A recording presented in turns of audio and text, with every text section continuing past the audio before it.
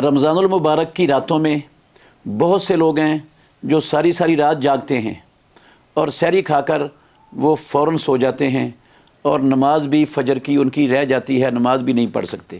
کیا یہ عمل درست ہے؟ محترم ناظرین کرام، یہ عمل 100% غلط ہے، یہ عمل باطل ہے۔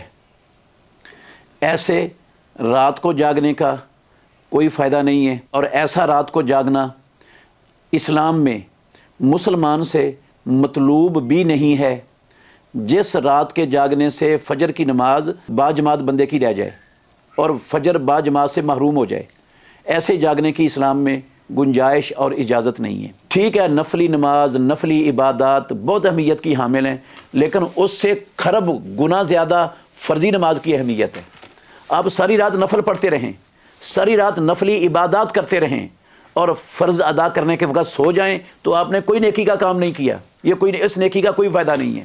جو ایک نماز فرض چھوڑ دیتا ہے اپنی سستی، اپنی کوتاہی، اپنی لاپرواہی کی وجہ سے، لاؤبالی پن کی وجہ سے، اس کا مسلمان برادری سے رشتہ ٹوٹ جاتا ہے۔ اللہ نے قرآن میں کہا فَإِن تَابُوا وَأَقَامُوا الصَّلَاةَ وَآتَوُا الزَّكَاةَ فَإِخْوَانُكُمْ فِي الدِّينِ۔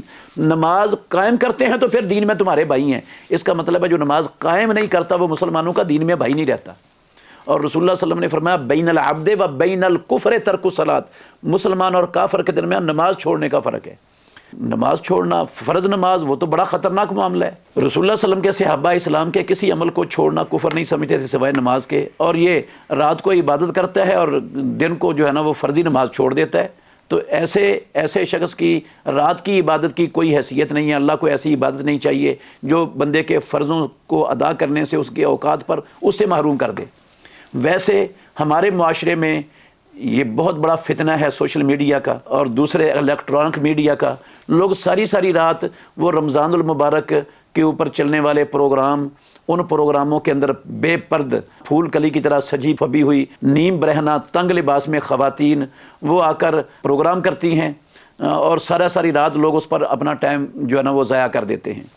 اور بے شمار لوگ فیس بک پر، یوٹیوب پر، یہ ٹک ٹاک پر اور واٹس ایپ پر اور اس طرح کی جو ہے نا وہ چیزوں پر اپنا ٹائم ضائع کر دیتے ہیں۔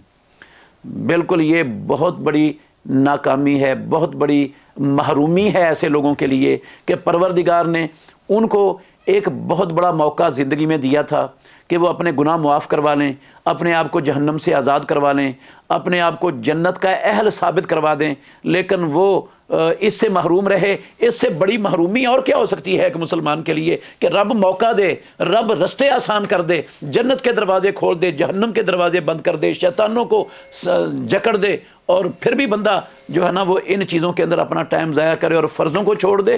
تو جو بندہ سارے رمضان کے روزے رکھتا ہے اور نمازوں کے ٹائم سویا رہتا ہے، اس کو رمضان کے روزوں سے کچھ ملنے والا نہیں ہے، کچھ حاصل نہیں ہوگا اس کو۔ اللہ تعالیٰ سب مسلمانوں کو اپنے رمضان المبارک کے مہینے کے اوقات کو قیمتی بنانے اور ان کو غنیمت جاننے اور واقعتاً ان سے کچھ حاصل کرنے کی اللہ ہم سب کو توفیق عطا فرمائے۔